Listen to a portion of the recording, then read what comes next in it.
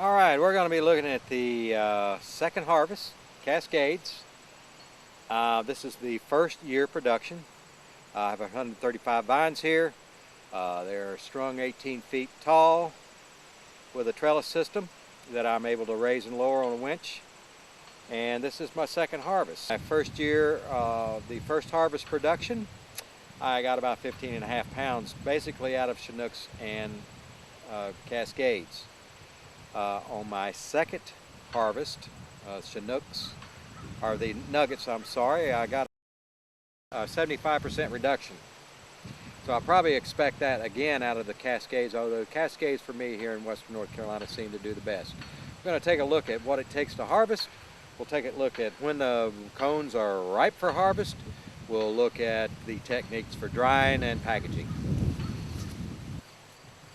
Here is a Cascade group of cones right now that is ready for harvest. One of the ways you can tell is that the whole texture of these really turns a little more papery than when they're a little greener. And I'll show you a green one. For example, this it's small, but it is green. We're going to try to listen to the difference here. You can even listen to the difference. That is, I'm rubbing right now, I'm rubbing the green hop, the unripe hop, right up next to the microphone. I'm going to take these dry hops here. These are ready. You can hear kind of the papery sound. I don't know if you can or not.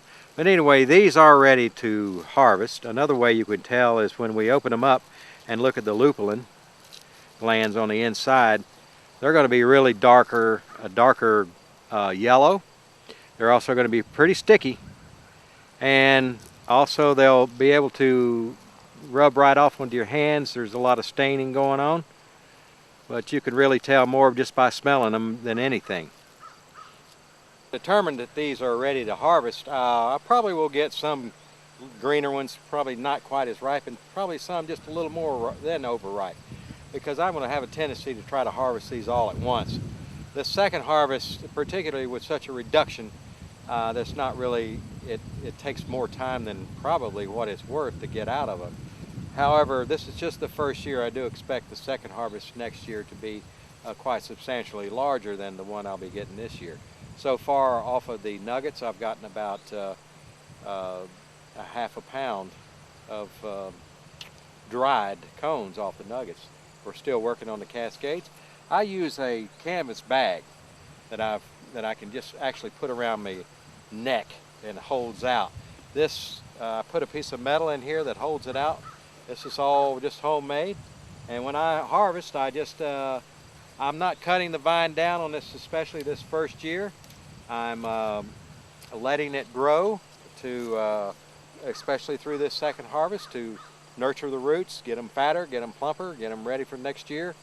And so I will leave them in place. I won't be cutting them down, and I'll just simply be hand picking these things, dropping them in as I go, and whistling while I work.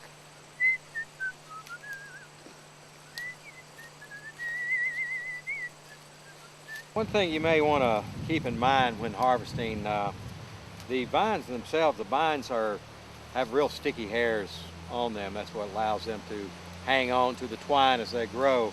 However, it is rather irritating. It can cause irritation on the arms. Usually it's probably a good idea to wear long sleeves. I don't. Sometimes I do, especially in the warmer, when the first harvest. I definitely wore some. Today had been not so cool, a little cool actually, and so I'm not actually wearing a long sleeve shirt. I don't seem to be getting too much irritation. And also, I was using gloves, some latex ends for the gloves to harvest with. Right now I'm not doing that because I'm running the camera, but normally I would have on gloves as well to help protect my hands from getting so sticky, and also to keep the irritation down. But other than that, there's just a couple things you need to keep in mind when harvesting hops. As you can see, I'm at 18 feet. And at the end of my rows, I have a pulley system hooked up for my top main line, and of course that runs down to a winch, and we use that winch to raise and lower these so I can get to them. I don't need a ladder except for the very end.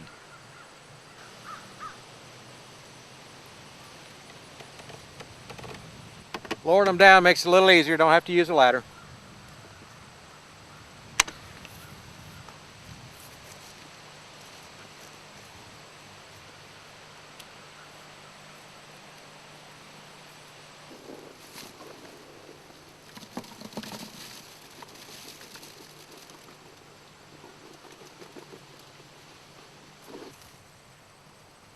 Now for the, we're not going to go ahead and harvest much more than what we have here right now. I'm going to go into show a little bit about the techniques of drying the hops, weighing them out, process we go through, and then before we package them.